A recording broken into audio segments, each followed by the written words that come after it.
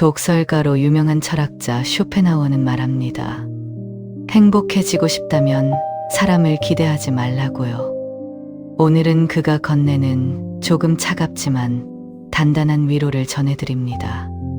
당신이 지금 겪는 그 외로움은 당신이 못나서가 아니라 비로소 자신을 만날 준비가 되었기 때문입니다. 누구의 엄마도 아내도 아닌 오직 당신 자신으로 당당하게 빛나는 오늘이 되시길 바랍니다. 당신은 그럴 자격이 충분합니다. 평생을 달려오셨군요. 아내로, 엄마로, 며느리로. 이름 대신 누구, 엄마로 불린 세월이 얼마나 되셨나요? 자식들 다 키워놓으면 행복할 줄 알았습니다. 드디어 내 시간이 생기면 그때부터는 진짜 내 삶을 살 수 있을 것 같았습니다. 그런데 막상 집이 조용해지고 나니 왠지 모를 허전함이 밀려옵니다. 내가 뭘 좋아했는지, 나는 어떤 사람인지 이제야 물음표가 생기기 시작합니다. 이 허무함의 정체 도대체 무엇일까요? 오늘 여러분께 소개해드릴 분은 조금 불편한 철학자입니다. 평생 인생은 원래 고통이라고 말해온 사람, 독설가라는 소리를 들으면서도 자기 생각을 굽히지 않은 사람. 그런데 이상하게도 그의 말이 어떤 달콤한 위로보다 더 깊이, 더 오래 남습니다. 아르투르 쇼펜하우어. 1788년 독일에서 태어나 평생을 고독 속에 살았지만 그 고독 속에서 인간의 본질을 가장 날카롭게 꿰뚫어본 철학자입니다.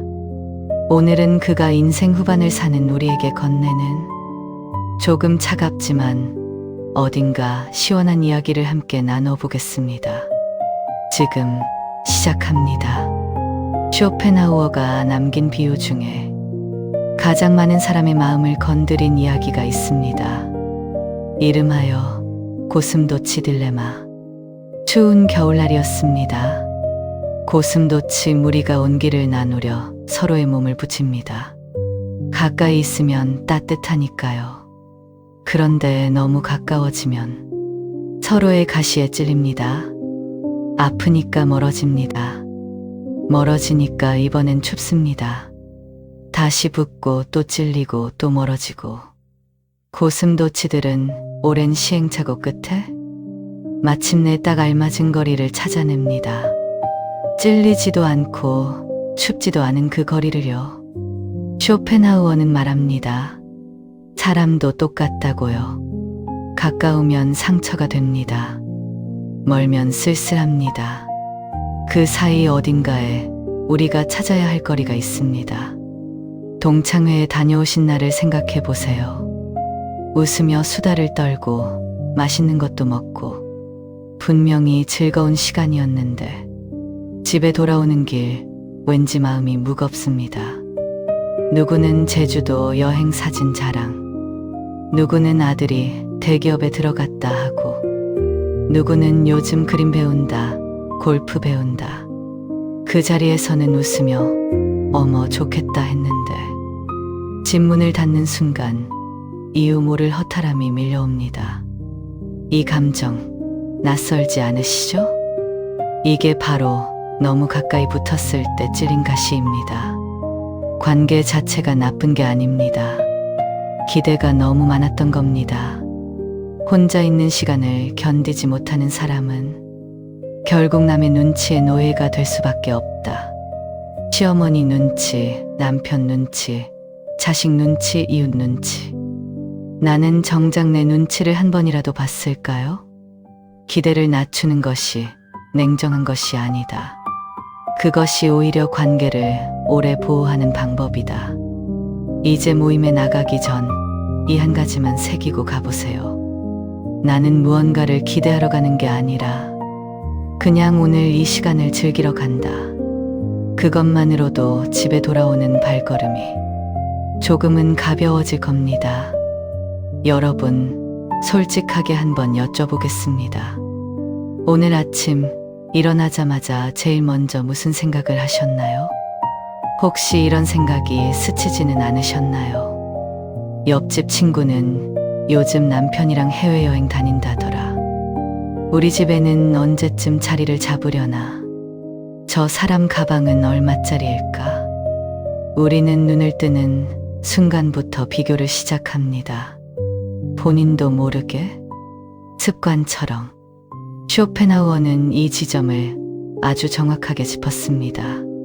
사람들이 불행한 이유는 자신이 가진 것을 보지 않고 남이 가진 것만 바라보기 때문이다. 내 아파트가 불만스러워진 것은 더 넓은 집을 본 다음부터였습니다. 내 남편이 부족해 보이기 시작한 것은 다른 남편과 비교한 다음부터였습니다. 내 자식이 걱정되기 시작한 것도 남의 자식 이야기를 들은 다음부터였습니다. 비교하기 전에 나는 괜찮았습니다. 비교가 불행을 만들어냈습니다. 어느 70대 할머니가 계셨습니다. 자식도 평범하고 집도 작고 가진 것도 별로 없었지만 동네에서 제일 표정이 밝은 분이었습니다. 누군가 여쭤봤습니다. 어르신, 뭐가 그렇게 좋으세요? 할머니가 웃으며 말씀하셨습니다. 아침에 일어났는데 오늘도 해가 뜨더라고. 그것만으로도 오늘은 좋은 날이지. 거창하지 않습니다. 아침 햇살, 좋아하는 차 한 잔, 산책길에서 마주친 꽃 한 송이. 이 작고 소소한 것들을 진짜로 느끼는 사람이 가장 단단하게 행복한 사람입니다. 오늘부터 이 연습을 해보시겠어요? 비교하는 생각이 올라올 때 싸우거나 억누르지 마세요. 그냥 가만히 알아채는 겁니다. 아, 내가 또 비교하고 있네. 그리고 대신 이 질문 하나를 스스로에게 던져보세요. 오늘 내가 진짜 좋아하는 것, 딱 하나만 하자면 무엇일까? 행복은 갖는 것이 아니라 느끼는 것이라고. 그리고 그 느낌은 지금 이 순간 당신 손 안에 이미 있습니다. 지금까지 관계에 대해, 비교에 대해 이야기 나눴습니다. 그런데 쇼펜하우어의 이야기 중에 많은 분들이 가장 불편하게 느끼는 대목이 하나 있습니다. 그는 이렇게 말했습니다. 삶은 고통과 권태 사이를 끊임없이 왔다 갔다 하는 시계추와 같다. 처음 들으면 너무 비관적이다 싶으시죠? 그런데 잠깐 생각해 보시겠어요? 원하는 것을 이루지 못하면 고통입니다. 원하는 것을 이루고 나면 곧 권태가 옵니다. 드디어 바라던 것을 손에 넣었는데 막상 기쁨이 생각보다 오래 가지 않더라고요. 쇼펜하우어는 이것을 비극이라고 하지 않았습니다. 그냥 삶의 원래 모습이라고 했습니다. 나이가 들면 몸이 말을 듣지 않습니다. 무릎이 시큰거리고 눈이 침침하고 밤잠이 예전 같지 않습니다. 자식들은 바빠서 연락이 뜸해집니다. 남편과는 말없이 밥을 먹는 날이 늘어납니다. 오래된 친구가 세상을 떠났다는 소식이 이제는 낯설지 않습니다. 이 쓸쓸함이 내가 잘못 산 것도 내가 부족한 사람이라서도 아닙니다. 그게 삶의 원래 모습입니다. 그렇다면 우리는 어떻게 해야 할까요? 고통을 없애려고 안간힘을 쓰는 것 이미 해보셨을 겁니다. 더 바쁘게 살아보기도 하고 TV를 크게 틀어놓기도 하고 먹는 것으로 달래보기도 하고 그런데 고통은 없어지지 않더라고요. 잠깐 숨었다가 다시 찾아올 뿐입니다. 쇼펜하우어는 다른 방법을 제안합니다. 고통을 없애려 하지 말고 고통을 바라보는 마음의 근육을 키우라고요. 파도가 무서운 것이 아닙니다. 파도가 칠 때 무너지지 않을 발판이 없는 것이 문제입니다. 파도는 언제나 옵니다. 우리가 할 수 있는 것은 그 파도 앞에 얼마나 단단히 서 있느냐입니다.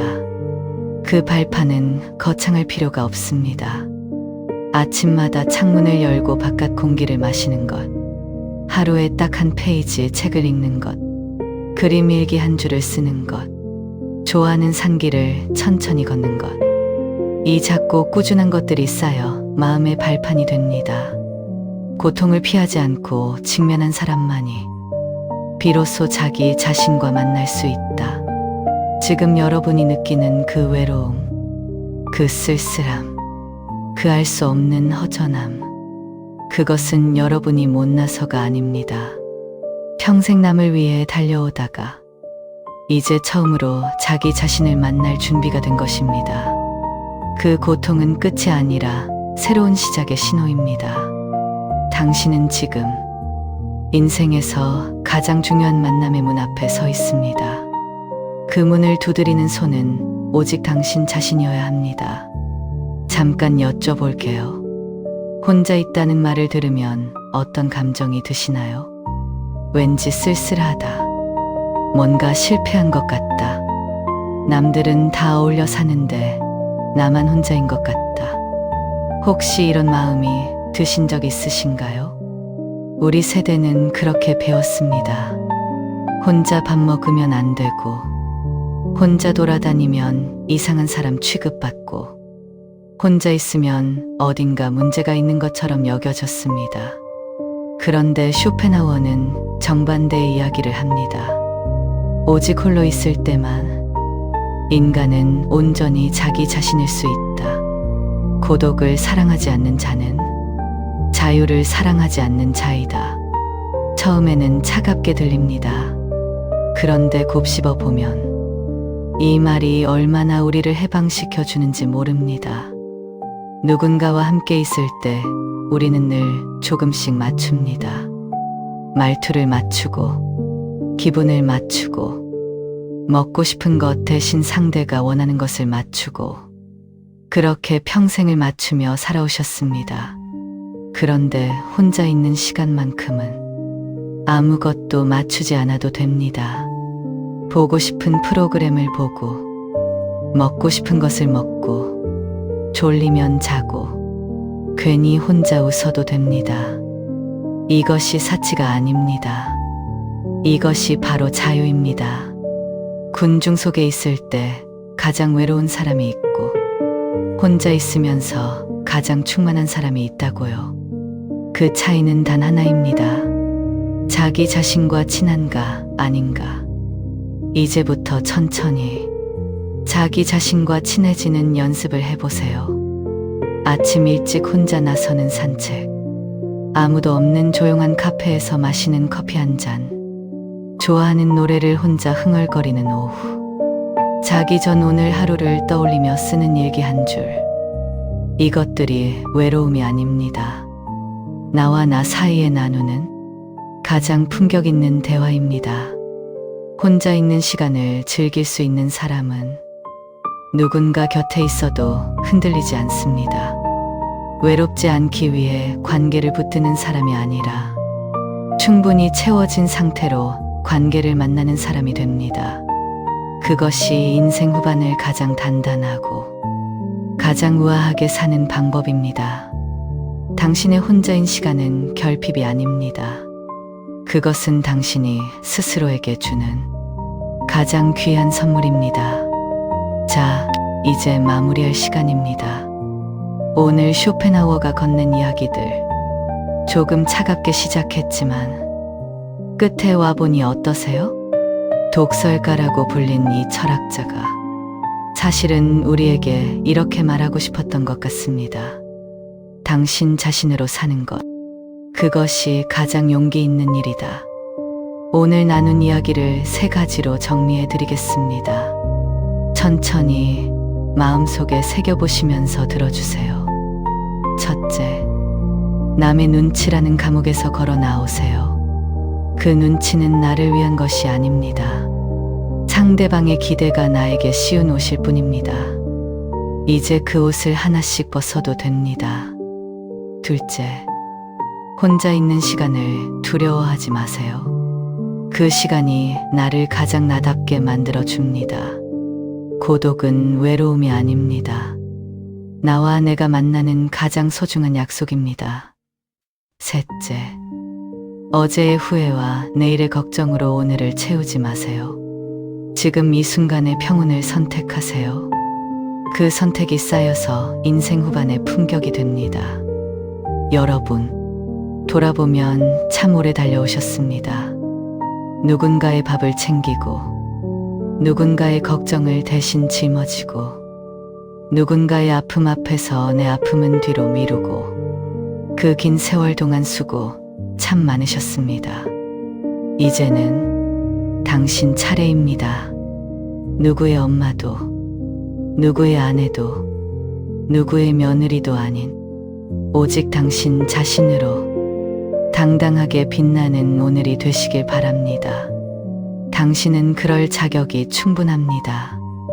오늘도 봄빛마당과 함께 해주셔서 진심으로 감사드립니다. 좋아요와 구독은 이 이야기가 더 많은 분들께 닿을 수 있도록 해주는 따뜻한 손길이 됩니다. 다음 이야기에서 또 뵙겠습니다. 끝까지 시청해 주셔서 감사합니다.